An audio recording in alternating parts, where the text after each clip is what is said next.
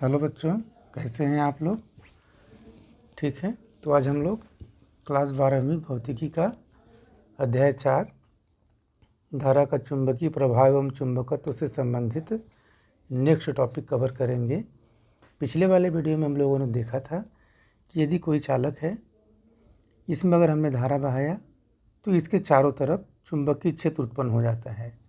इस घटना को हम लोग बोलते हैं धारा का चुंबकीय प्रभाव। अब देखेंगे बच्चों का उसी टॉपिक में पिछले लेक्चर में हम लोगों ने भी बताया था, पढ़ा था कि यदि ये इसमें धारा बहाने से चुंबकीय क्षेत्र उत्पन्न होता है तो इस चुंबकीय क्षेत्र की दिशा कैसे ज्ञात करेंगे, उसके लिए हमने 1 एम्पीयर का परिपथीय नियम भी आपको बताया था ना। एम्पीयर का परिपथीय नियम के बारे में हमने डिस्कस किया था। ठीक है। अब उसके एम्पीयर के परिपथीय नियम क्या बताते थे? इन्होंने केवल इतना बताया कि यदि धारा बहाते हैं तो चुंबकीय क्षेत्र इसके चारों ओर उत्पन्न हो जाता है, उसकी स्थिति का पता लगाते थे एम्पीयर ने। अब आगे हम लोग देखते हैं कि उत्पन्न चुंबकीय क्षेत्र की दिशा समझ में आ रहा है ना? मतलब क्या, जैसे ही हमने इस चालक में धारा प्रवाहित किया तो इसके चारों ओर जो चुंबकीय क्षेत्र उत्पन्न हो रहा है उसकी दिशा ज्ञात करने के लिए कुछ नियम हैं। उन नियमों को हम लोग सीखते हैं बच्चों। चलिए देखते हैं उन नियमों को अच्छे से। पहला नियम है मैक्सवेल का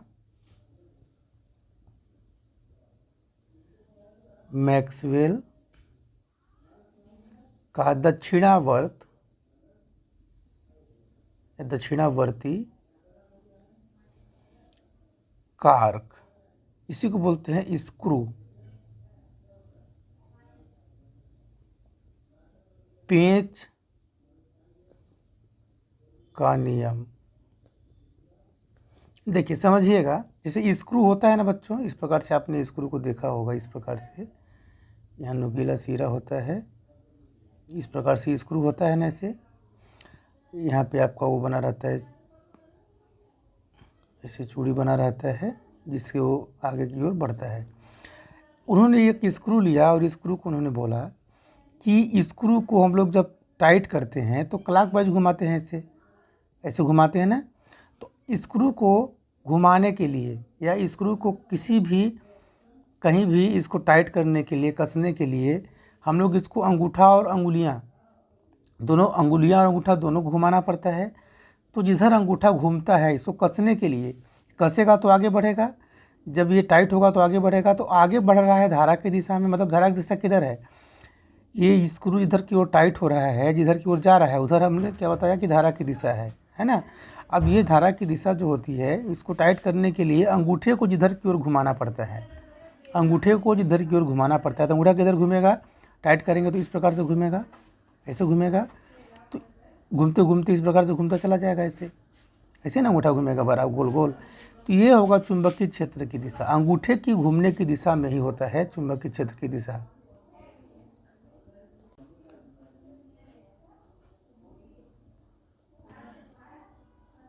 अंगूठे की घूमने की दिशा ही क्या है?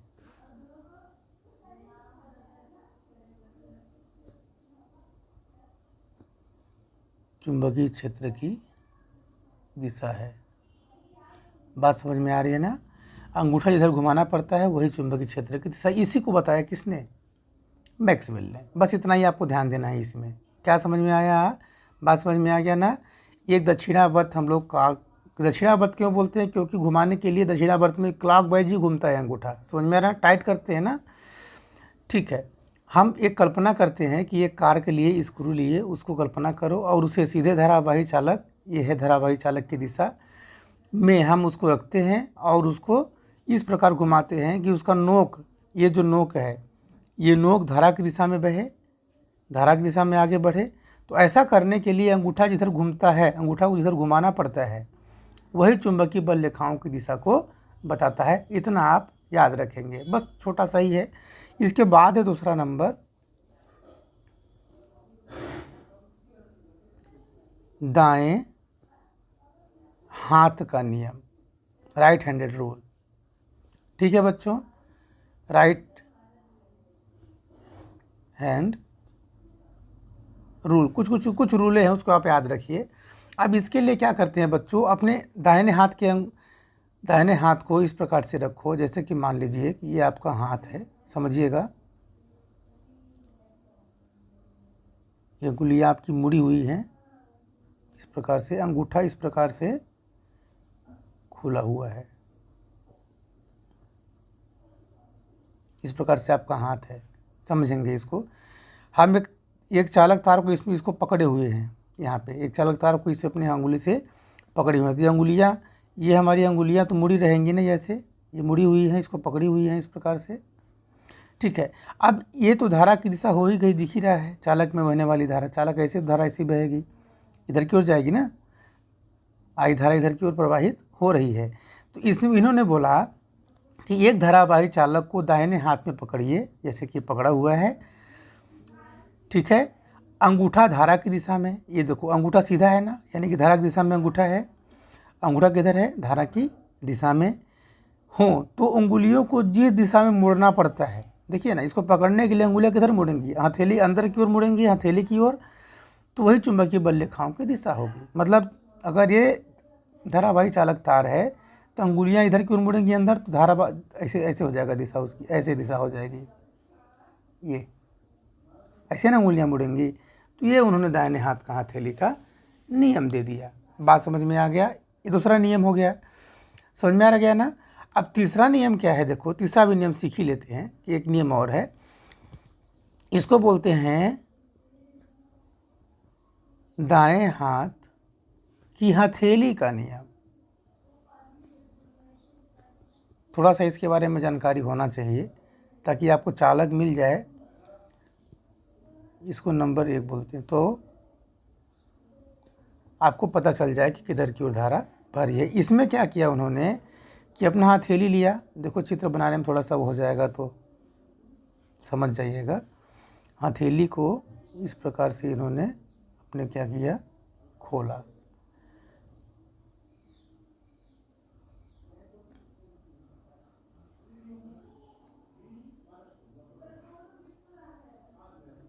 इस प्रकार से अपने हथेली को इन्होंने खोल के रखा है, समझिएगा इसको।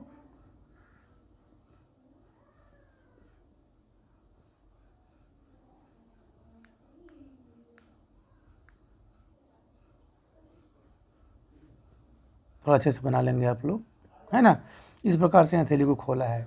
चालक तार ऐसा है, याद रखना, चालक तार अंगूठे की दिशा में है, तो ये अंगुलियां हैं ना, ये अंगुलियां उस बिंदु की ओर निर्देश कर रही हैं जहाँ पे चुंबकीय क्षेत्र हमें पता करना है। तो चुंबकीय क्षेत्र की दिशा इस हथेली की लंबवत ऊपर की ओर होगा, ये बी की दिशा होगी, समझ में आया। मतलब हथेली जैसे अपना खोलेंगे आप दाहिने हाथ का अंगूठा के साथ, तो अंगूठा की दिशा में एक चालक तार रख दीजिए, और ये अंगुलियां जो कि पूरी हैं, ये पूरी अंगुलियां उधर की ओर संकेत कर रही हैं जहाँ पे चुंबकीय क्षेत्र हमें पता करना होता है।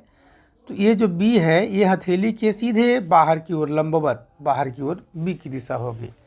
ये उन्होंने बताया, ये 3 नियम थे, इसको आप लोग ध्यान रखिए। स्क्रू वाला था तो अंगूठे को घुमाने, जिधर की ओर घुमाना पड़ता है वो चुंबकीय क्षेत्र की दिशा।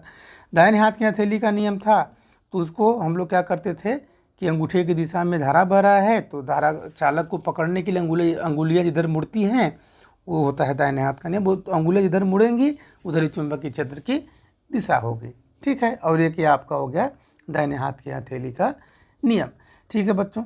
आइए, तो हम लोगों ने सीखा कि चुंबकीय क्षेत्र की दिशा ज्ञात करना किस प्रकार से ज्ञात करते हैं। अब हम लोग देखेंगे बच्चों बहुत ही इंपॉर्टेंट टॉपिक, बायो सेवर्ट का नियम। बायो एवं सेवर्ट का नियम ये है क्या, इन्होंने क्या बोला है, इन्होंने चुंबकीय क्षेत्र की दिशा तो हमने ज्ञात कर लिया, हमें ये भी पता चल गया कि यदि किसी चालक में धारा प्रवाहित हो रही है तो उसके चारों ओर चुंबकीय क्षेत्र उत्पन्न हो जाता है। सही बात है, ये पता चल गया। लेकिन आप ये बताइए कि ये चुंबकीय क्षेत्र जो उत्पन्न हो रहा है इस चालक के चारों ओर, इस चुंबकीय क्षेत्र का मान कितना होगा? कितनी तीव्रता की, कितनी प्रबलता का चुंबकीय क्षेत्र यहाँ पे उत्पन्न हो रहा है, उसका मान हम कैसे ज्ञात करेंगे? क्योंकि बिना मान ज्ञात किए तो हम पता लगा नहीं सकते कितना चुंबकीय क्षेत्र उत्पन्न हो रहा है। बस इतना आभास हो जा रहा है चुंबकीय सुई की सहायता से कि यहाँ पे चुंबकीय क्षेत्र उत्पन्न हो गया, लेकिन उसका गणना करने के लिए बायो एवं सावर्ट ने एक नियम दिया सन 1820 में। ये फ्रांसीसी भौतिकविद थे, एक थे जीन बायो, इनका पूरा नाम था जीन बायो बैप्टिस्ट, ठीक है, जीन बायो बैप्टिस्ट ऐसा लिख देते हैं इसको।